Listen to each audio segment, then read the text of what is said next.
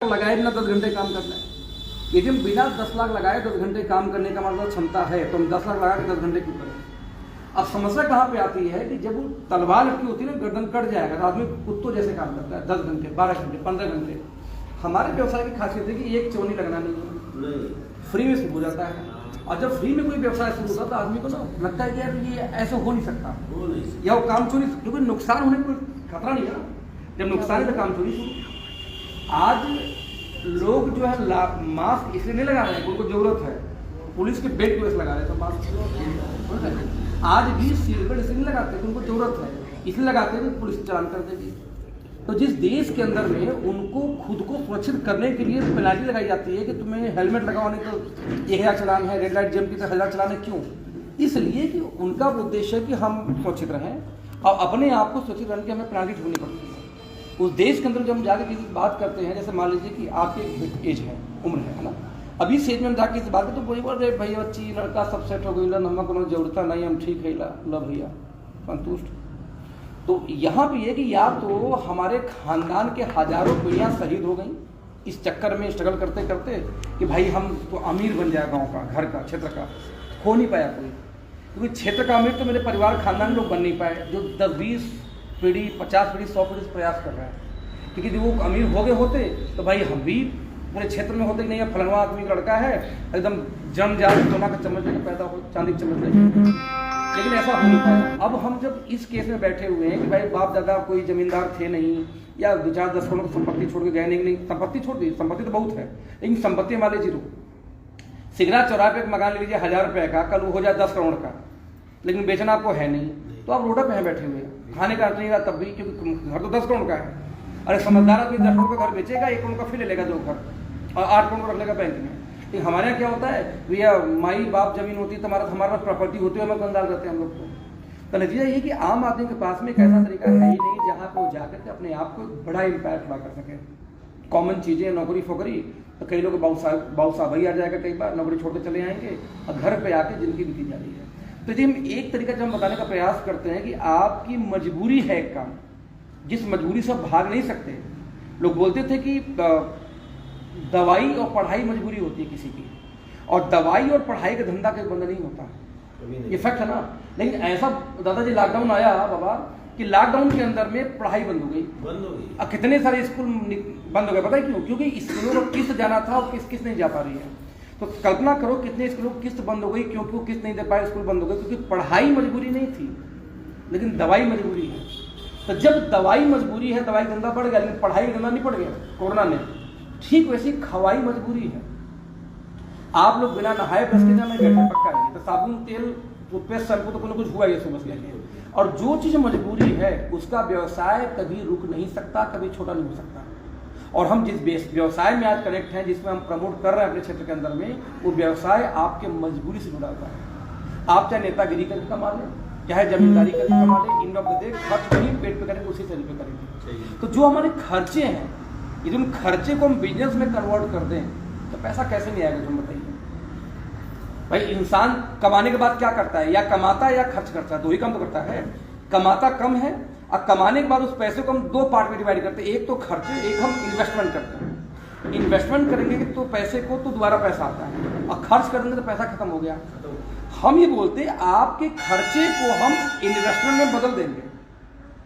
तो यदि आपका खर्चा इन्वेस्टमेंट में बदल जाए तो आप बताइए ऐसा कैसे संभव कि आप पैसा नहीं बनाएंगे। तो हमारा उद्देश्य ये था कि हम अपने इंसान के खर्चे को इन्वेस्टमेंट में कन्वर्ट करते। भाई आप इसी सामान को इस्तेमाल करते हुए हम बुजुर्ग होकर, बड़े होकर बुजुर्ग हम निपट जाएंगे एक दिन, तो क्यों ना उसी खर्चे को बिजनेस में हम कनेक्ट कर दें, नतीजा लाखों करोड़ रुपये महीने, और लोग कमा रहे हैं।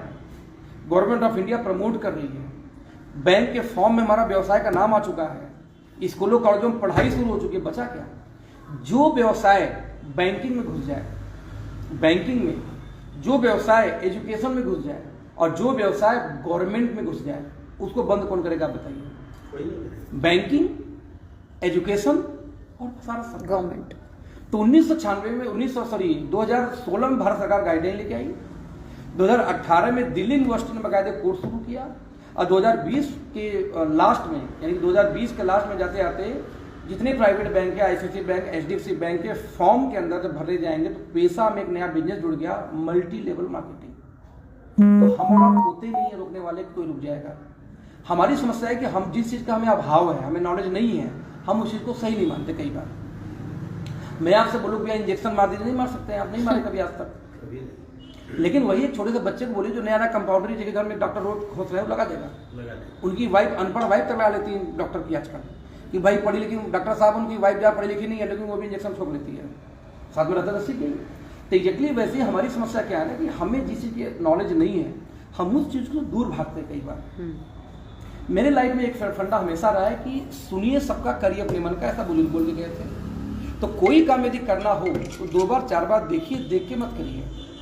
बट यदि कोई काम नहीं करना है 15-10 बार देखिए, फिर मत करिए। कल ये मलाल नहीं होना चाहिए, काश यार एक बार ठीक से देख लियो। हमारे क्षेत्र में मेरे दोस्तों में ऐसे कई सारे लोग हैं जो कि जब मैंने फिल्म में आया तो बहुत बोले था ये फालतू काम है, बेकार काम है, फंस जी, बर्बाद हो जी, वही हो जाए, वो जाए। मैंने कहा भैया 2 गुणे 2 4 होता, मुझे इतना मैथ आता है। हमें कॉस थीटा साइन थीटा नहीं आती, भूल चुका हूँ पढ़ाई करके हाई स्कूल में, लेकिन कॉस थीटा साइन थीटा नहीं आता, लेकिन 2 गुणे 2 4 आता है। मुझे इतना पता है कि यदि वाकई में 1000 लोग सिर्फ 3000 का सामान खरीदारी करना शुरू करेंगे तो 30 लाख का सेल होगा, और 30 लाख का सेल होगा तो 3 लाख तो महीना कमाई लेंगे। इतना मुझे कैलकुलेशन समझ में आता है। और वो 1000 लोग मेरे वजह से नहीं लेंगे, वो 1000 लोग इसलिए सामान लेंगे क्योंकि ये कंपनी बोलती है कि 5000 महीना का सामान लेंगे तो 10,000 का फ्री दूंगा 6 महीने का, इसलिए लेंगे। तो उनका तो कुछ गया नहीं, लेकिन बदले मेरी 3 लाख की इनकम हो जाएगी, ऐसा होगा तो करूंगा।